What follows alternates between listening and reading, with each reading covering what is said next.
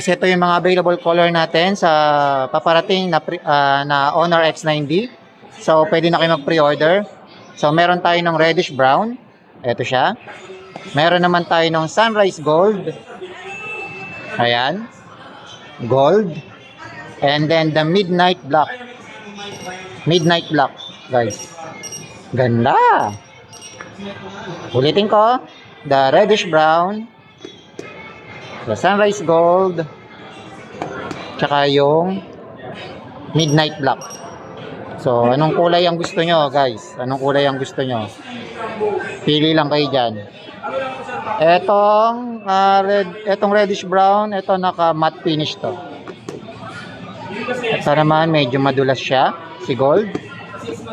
Si black, ganun rin. So, ang naka leather natin, ang naka leather natin tong si reddish brown. Ganda. Sheesh.